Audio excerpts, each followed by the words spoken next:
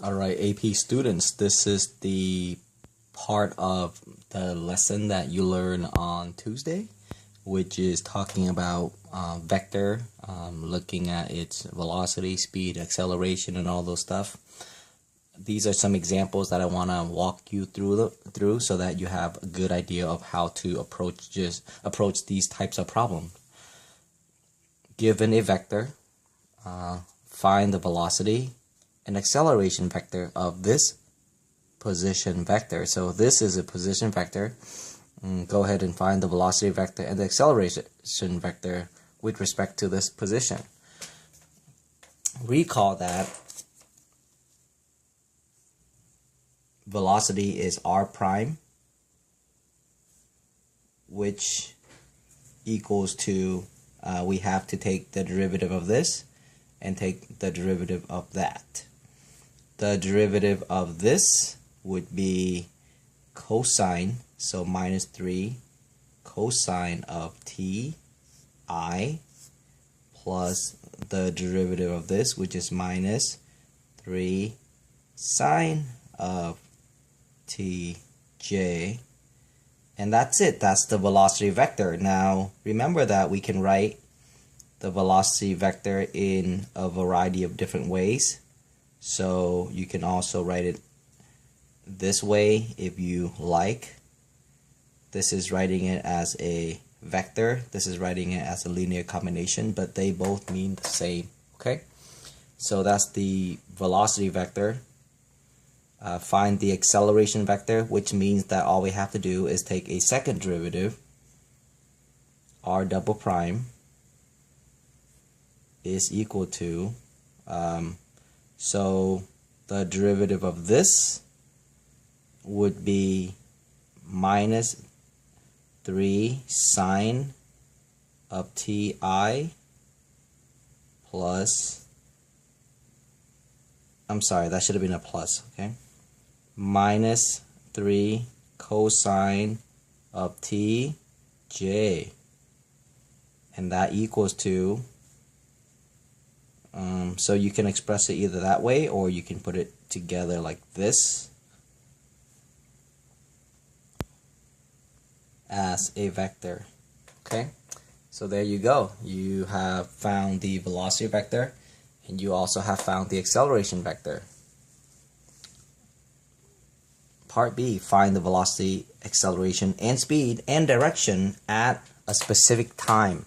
So part B gives us a specific time and we need to find a vector, a vector that represents the velocity at that time, and so on and so forth. This is a vector function. Remember that. That's a vector function. This is a velocity function. This is a acceleration function. But we want to find the velocity at the specific time. So we have to replace pi over 4 into those values. So first, the velocity at pi over 4 is the same as saying r prime at pi over 4. And that equals to minus 3 cosine evaluated at pi over 4, comma, minus 3 sine evaluated at pi over 4.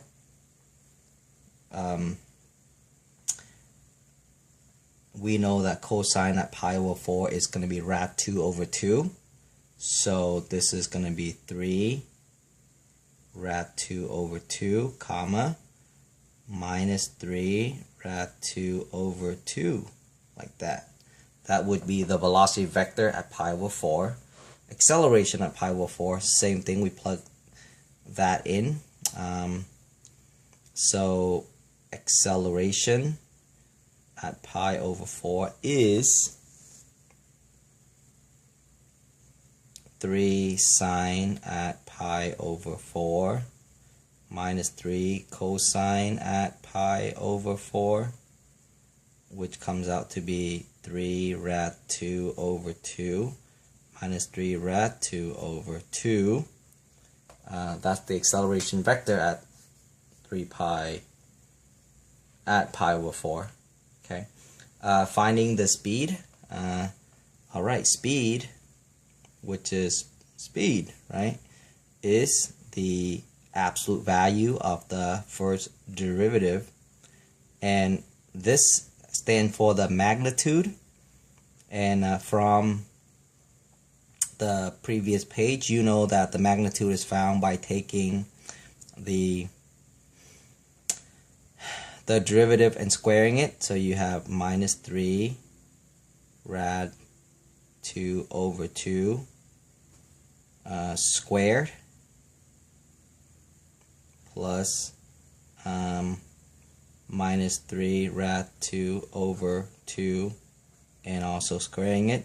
So this is going to come out to be the square root of 9 times 4 is 36.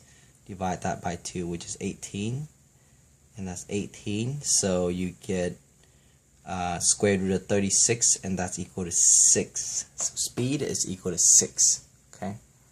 By the way, when we square the whole thing. Oh, actually, I'm sorry.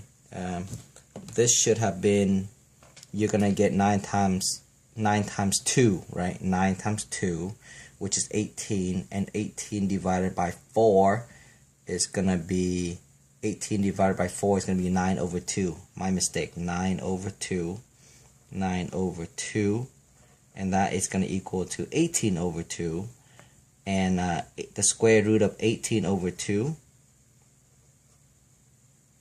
It's gonna be 3 rad, which is gonna be 9.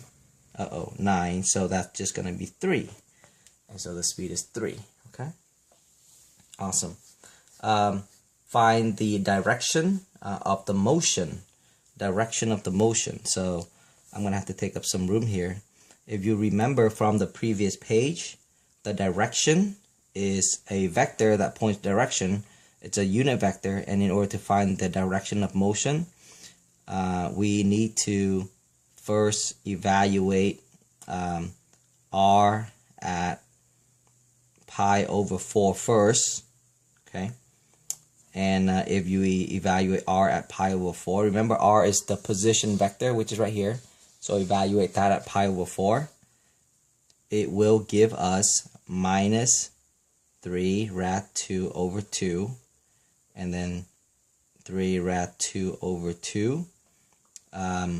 Second step is we take the magnitude of our position, and the magnitude and if you take the magnitude of our position, you're going to get 3.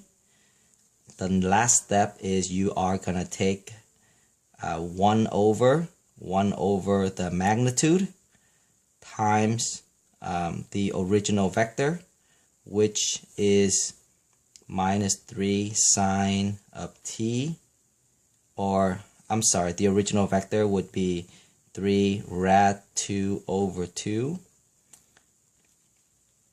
and then 3 rad 2 over 2. This is the original vector, okay, at pi over 4, because we're talking about pi over 4 right here. I'm doing part B, the direction of the motion. Distribute that.